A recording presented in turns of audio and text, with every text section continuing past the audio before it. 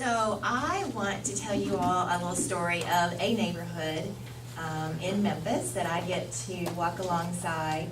And after hearing Cynthia's message and knowing this church the way I do, they got that message and wanted to figure out, how do I then walk into joining Jesus, joining God in the neighborhood. So this happens in a neighborhood of in Memphis that's called South Memphis. And this is just a little bit of a geography. So, and the reason I put this up is a lot of what I find with churches seeking to be missional is it's place-based. It's rooted in a very specific geography in a neighborhood. And so this is the boundaries of the South Memphis Shalom Zone. All of these little yellow dots represent... Hold it well. Oh yeah, hold it. You've got to hold it, I'm sorry. Hold it. There. Hey. All of these yellow dots represent churches. This border here is about a mile. So there's 25 congregations in this square mile of Memphis, this urban community in Memphis. And one of these church in the neighborhood, if you were to drive into it, it would be what most of us would define as blighted, distressed, boarded up houses, the things that we sometimes identify with a distressed neighborhood. And here's the little church that sits in the middle of that geography. And the pastor of the church and some of the lay leadership knew that they needed to find a way to help the congregants really begin to care about this community. And so one of the first things that they did was to step right outside their door and across the street to the vacant lot to start the community garden.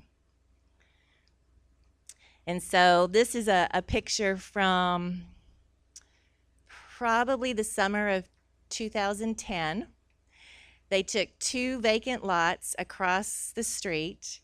One of them they owned, one of them they got permission to use from the person who owned it, and began to start the community garden. And in this first summer that they started the community garden, they began to give away food from the front steps of the church, which was right across the street. And you can see their sign said, please don't take what we'll gladly give, and you could come by the church on Saturdays. And they also invited the community to work in the garden, and they had people coming by and saying, what are y'all doing out here? And began to build relationships that way. After a year or two, the 2 vacant lots, they had become so excited about how this was building community, so excited about the fresh produce, they began to figure out ways to cultivate and nurture the whole city block that was across the street. There were a couple of dilapidated houses on this block. They worked with the city, they worked with the owners. Some of the property, again, on this city block they acquired, some of it they have permission to use. And this is Deacon Downey, who was so proud when they got big enough to need to get a tractor in order to cultivate. So it's not a community garden, it's an urban farm now. And if you can see over in that picture, they've built a kind of a shelter. They do education with the children about fresh produce, about where our food comes. Harvest festivals, bringing the community out in the fall. They've got raised beds. They're teaching neighbors and other churches how to cultivate and use raised beds. You can't see back there, there's a hoop house. They're now certified organic, USDA organic produce, and carrying it all the way through to market, to the South Memphis Farmers Market, with the children selling the produce. So one of the things I'm hoping that you hear in that story is they didn't set out to meet a need. They set out to step outside the door and see what assets and gifts God had already placed right outside the door.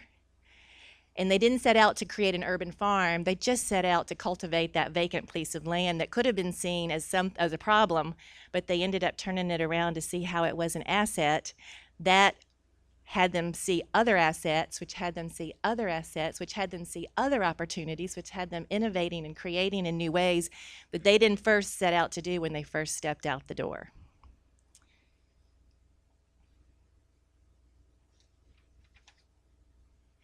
So in the work that I do, we talk a lot about assets and talk about shifting the lens from seeing our communities as places with problems and deficits and seeing people with needs to seeing our places as full of gifts, assets. Assets could be the land, could be the built environment, could be institutions, could be schools, could be book clubs, could be community garden clubs.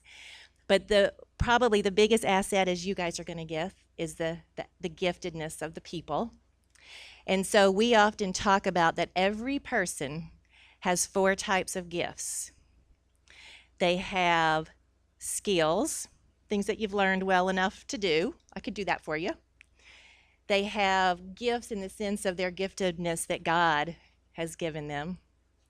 They have knowledge, something that they know well enough to teach. Everybody has knowledge about something, and they've got passion.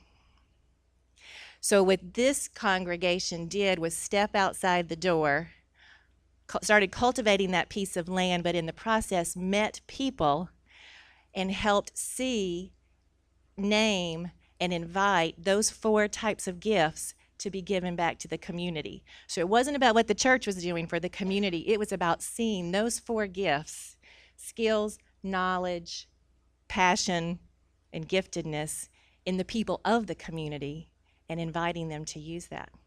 So one of those people I will introduce you to is Walter Gates. Walter Gates lives in the South Memphis area. He grew up in a rural community of Tennessee. And in his own words, in my growing up, I grew up on a farm in a rural area without electricity. They called it sharecropping, and I was the last generation. So they met Mr. Gates while working the garden in those early days. He came by, "What are you doing?" Here he is with all of these gifts, skills, knowledge, and passion, as you're going to hear from himself in a minute. And he now is part of running the whole urban farm, teaching the children, spreading this out of his passion. And it's, as one of our seminary students from Vanderbilt said when we got to visit South Memphis, it's as though an oasis has bloomed in the middle of the desert. So the youth in this neighborhood last summer did a neighborhood oral history project. Mr. Gates was one of the people that they interviewed. And so I'm going to play for you about a 2-minute excerpt from his interview. And I'm hoping you can hear him, how he's come alive, hear the gift that he is to this community, and hopefully recognize how the church, their job was just to see it and come alongside it and invite it to be used for the sake of the community. So listen up. Mr. Gates has a little bit of a stutter, and the sound quality is not the best, but it's a good story.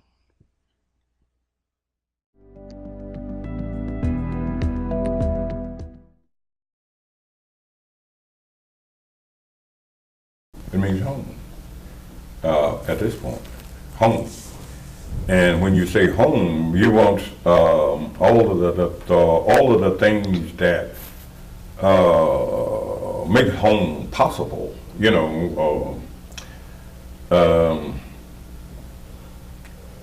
the cohesiveness. You know, living in interaction with other people and stuff like that. You know, yeah. It made me to try to make it as easy as possible. Now you're getting me now to pull my heart out, because gardening is my heart. You know, and it's my passion. And getting involved with Mr. Foster in the community garden program, probably one of the best things that have ever happened to me.